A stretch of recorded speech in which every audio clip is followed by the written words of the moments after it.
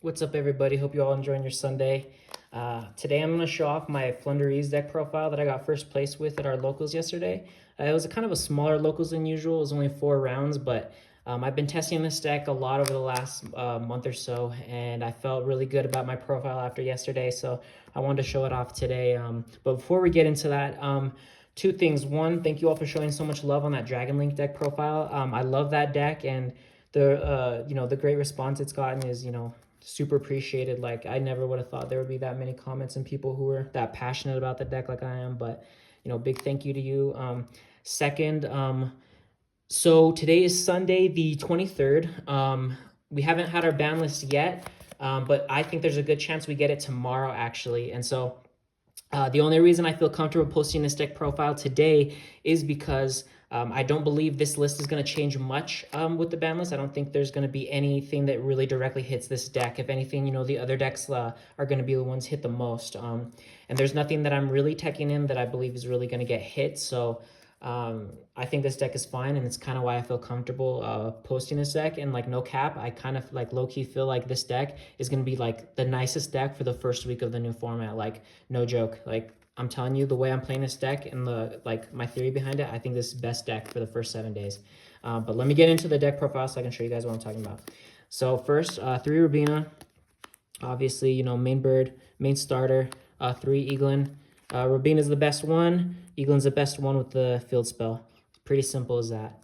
And then for the next 2 little ones, I just play 1 Toucan and 1 Stree. So there's a lot of ratios on certain cards that are up for debate.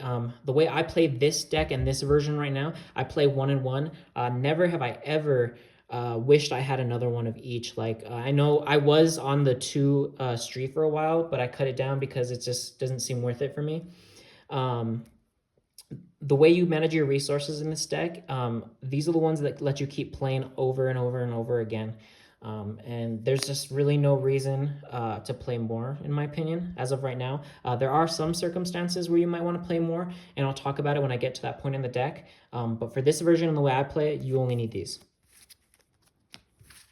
Alrighty, so next up we have is, of course, the 1 M-Pen.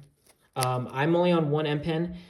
Some people are playing 2 or 3. I'm kind of open to playing 2, but for this version, I just needed 1. I've never been in a situation where I couldn't recur this card, even if it hits grave. The whole point of these is, to banish your little one, get it back with this. Like, if it's ever hit grave or left field, that's literally how I get it back. So I don't feel like I really need 2 right now, but it is something I will be testing in the future. Next, we have Ryza and then Apex, of course, and then the 1 barrier. So unfortunately, Ryza is a mandatory card. I don't really care what anyone says.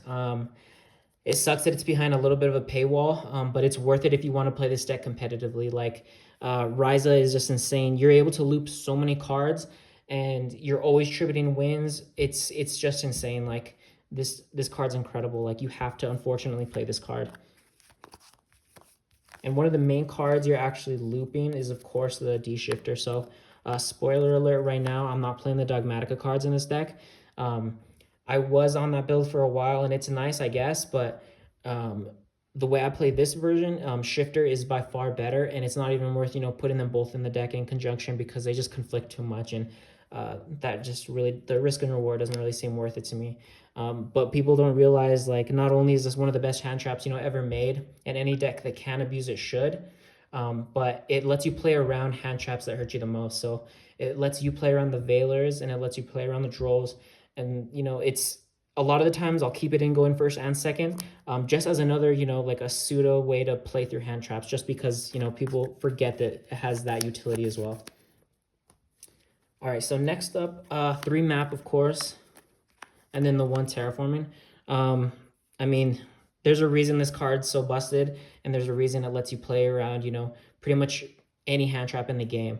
It's just an insane card. You have to play 3. You have to play every way you can see it. You have to see it. So 1 unexplored wins. This is one of those, like I mentioned earlier with the Toucan and Stree. Some people have bumped this up to 2 or 3, and that's the only justification I can see for playing more of the other 2 little birds. I've never wished I had more than these, but I'm not, closed-minded, so I'm open to trying more, and maybe I would play, I'd bump up the little birds, but Right now, this card is worked wonders for me at 1. For that tournament yesterday, I think I resolved the effect to tribute my opponent's cards, I think 4 times. Twice I tributed over my opponent's DPE. I think the third time was a Baron, and then the fourth time was actually someone's summon limit. So, this card's insane. Like when this is like staying up on board and resolving, you're winning that game. Like, especially if you're resolving the effect, like it's insane. So next up for the consistency cards, 3 prosperity, and then we also have 3 duality. So unfortunately, another like paywall behind this deck is prosperities, of course. You play extravagance if you have to, but if you have the the resources to get prosperities, I think you 100% have to play this. It kind of sucks, but the way this deck is played, the drawing 2 off extravagance isn't really fixing the issues this deck has, or really helping you play through disruptions. So I play this deck like a combo deck, and so you only need 2 or 3 cards to pop off. And if you're missing, 1 or 2 key pieces, you just want to, banish 6 and try and find that piece as soon as possible. And so that's how you do it with prosperity. And your game 2s and 3s are insane because of these 6 cards. Like, you're always seeing your side, which is huge because the side is what really like wins you matches. Like, obviously, wins you matches, but no other deck, in recent memory can dig as much as this deck.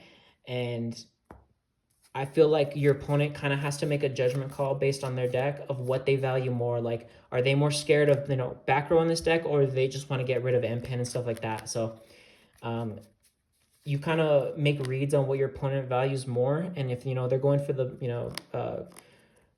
the monsters and stuff like that, and they're going to be siding in droplets, dark rulers, evenlies, and stuff like that, then you side accordingly to that, and chances are you're going to see that card, especially with these. You're digging for 9, essentially, if you, go prosperity first. So, the card's incredible. Like, no cap. I think it's, like, the best pot card. Like, it's insane. 3 Book of Moon. Everyone's still on 3 of this. I think we do have to keep playing 3 of this until we get the new spell.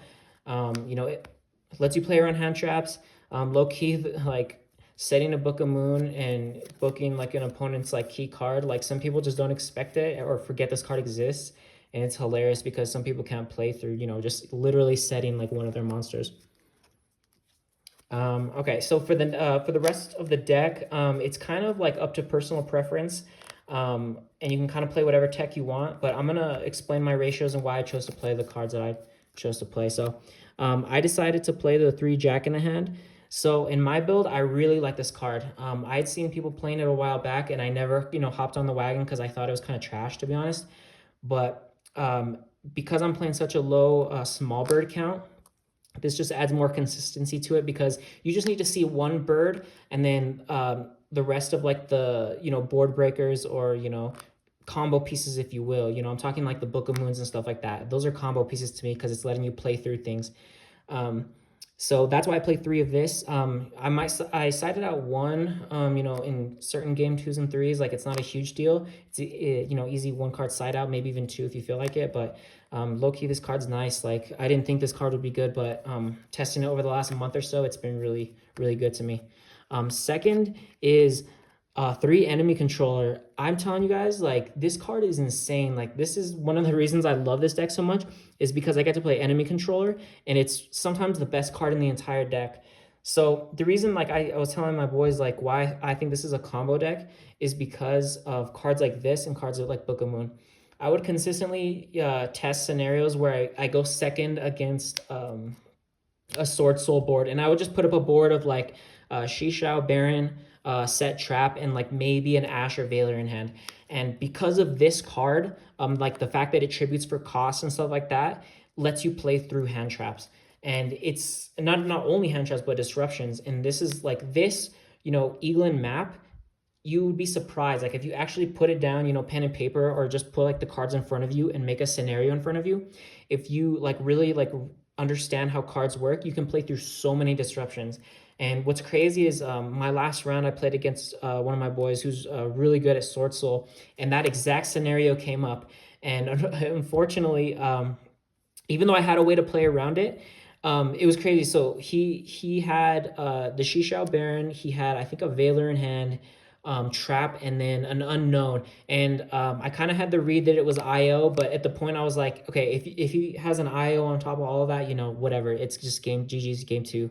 But I started playing, and I actually messed up. I was thinking too far ahead, and while I was resolving map, because I had Eaglin, map, econ, and like a couple other cards, I accidentally, oh, and 2 Robinas in my hand. I accidentally banished a Robina off map because I wasn't paying attention to what I was doing, because I was just kind of like, you know, focused on the board state and how I was going to play through it and have follow up. And so right when I normal summoned Eaglin, I look and I'm like, oh man, I banished the wrong card. So had I banished another bird, I would have been able to play through it. But you know, unfortunate. But luckily, I won games 2 and 3, and econ had a big part of it. This card's insane. Like, it's just nuts. Like, and the fact you get the body too, like, that's just one more tribute fodder, because you're sacrificing one little bird, but you're getting another body, so you're able to tribute it. So it's just incredible. And so far the effect to switch something to defense hasn't come up, but with, you know, Zeus being a card, like, it's just only a matter of time. And I've seen it come up, you know, online before. So I would definitely never cut econ as of this moment. At the very least, side it. Like, you need, if you guys like aren't really like on the wagon, or not really like believing me when I say this card's insane, just try it. Like, trust me, this card's insane. This is why this deck can be a combo deck going second, and why you can break 4 negate, 4 disruption boards. Like, it's insane. And for the last 2 spells, literally just 1 call by and 1 gold. I very early on when the deck came out, I was on Sarcophagus, and then I cut it because it just wasn't coming up enough for me, and it wasn't that great. But the way I play this deck now is it's back in the list, and it's really nice. I'm really enjoying Gold Sarcophagus. And then for the last 3 cards in the deck is actually just 3 trap. So this is another thing up for debate, is how many of Dreaming Towns you want to play. So I played 1 for the longest, because my theory was the same as MPen, where you just keep recycling this card. If you play right, you'll always be able to recycle this card, no big deal. And that still applies. But the reason you play 3 now is because this is a pseudo way to play through hand traps going first. Or even going second, to be honest with you. Like, you actually, you want to hard draw this card. And so what I mean about like how you play through hand traps is because, let's just say, for like whatever the board state was, or the game state, I had like a, you know, a Robina, or, you know, Robina and Dreaming Town in hand. If it's my turn, I might not want to, you know, normal Robina and, you know, trying to combo that and just lose to like literally every hand trap in the game. I'd rather just set this card, that's it, keep Robina in hand, let my opponent commit. So by doing that, what I'm doing is I'm ruling out the option that they have a Veiler, because they can't Veiler me on their turn.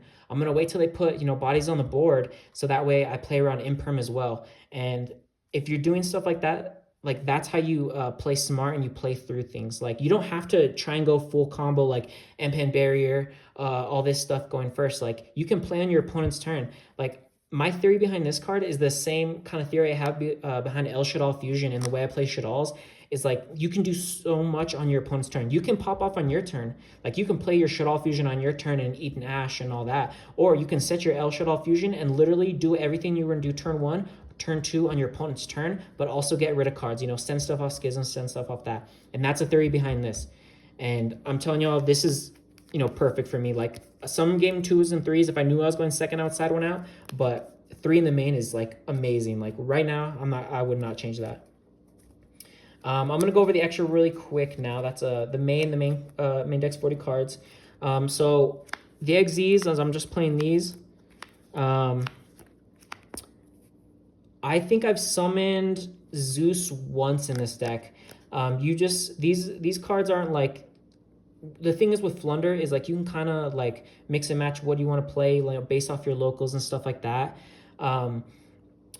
These are the only 3 level 1s currently that I see coming up. You want to still like work hard on your extra, because when it does come up, it comes up. And you'd be surprised, like, you know, how often you have the opportunity in a weird game state to make exeses. So, you know, you still want to like not just throw in any extra deck card, you know what I mean? You still want to, you know, put cards in that could come up. And then of course this for the Nova, 2 Entis, and then those are the only fusions.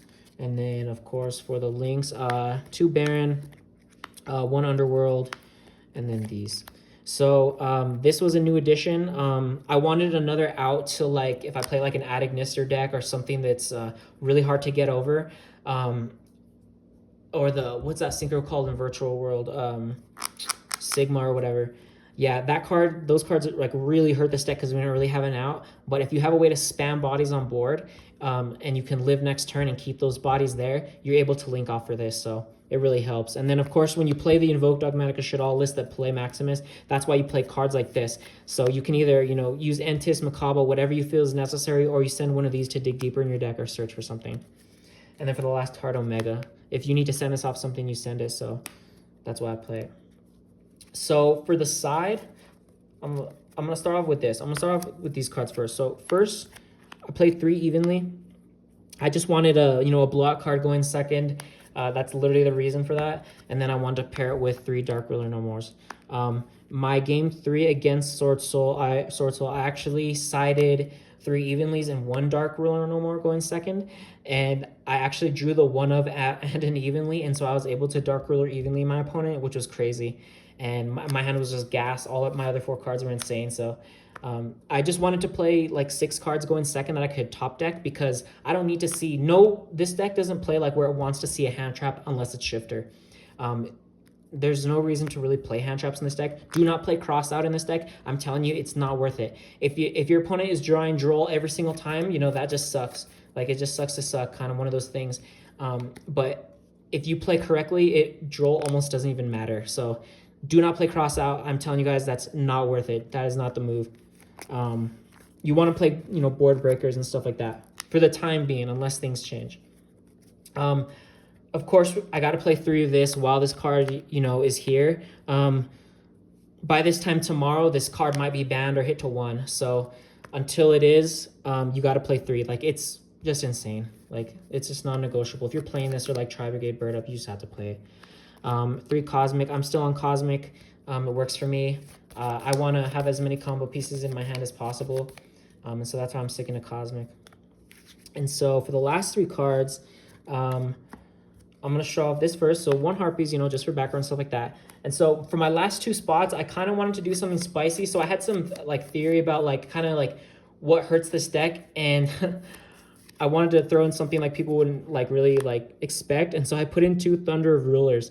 And so my theory behind this was, 1, I just like, it was kind of like a meme as well. And I just kind of like wanted to throw people off. Unfortunately, I didn't resolve this card yesterday or see it, which would have been hilarious. But I just did not want to side Judgments going first. I didn't want to side anything like that. And Lowkey, this card stops 2 things that really hurt this deck. And the only thing that hurts this deck is, 1, if you like brick or something like that. But if let's say I brick or I full combo, you know, game 3, I'm going first. I set Thunder of Ruler, you know, activate it in standby. So I've just eliminated the ability for them to evenly me. And I've eliminated the way for them to OTK me. And so, like, even if I did brick, I might just, like, deadass just summon, like, a bird and then just set this and activate or something like that. Or I might not just, you know, set anything. And so it's kind of funny, but, like, cards like this kind of throw people off. I don't mind sharing the spice right now. Like, you can call it trash or whatever. It might be because I haven't, you know, resolved it yet. But I just did not want to play Judgments. I wanted to go in first card. And I just didn't want to play stuff like that. But I wanted a way to play around evenly, you know what I mean? But yeah, this card's hilarious. I might play this in the future. I'm not sure. Maybe if, you know, Harpies gets hit or something. But yeah, it's just hilarious. And low-key, like, it actually can come up, like, the more you think about it in, like, situations of how this deck is played. So give it a shot. If you actually resolve it, let me know. That's hilarious. But yeah, guys. Thank you guys for watching the profile. Let's hope we get that ban list tomorrow. I'm really hoping. I'm like not joking when I say that. I think this deck's insane. Like, I'm gonna be playing this and probably, actually I don't even know if I'll be playing Dragon Link at the start. It just really depends what gets hit, guys. Like, I think this deck is ban list proof, and it's, you know, honestly, low key one of the best combo decks right now. So let me know what you guys think, and peace.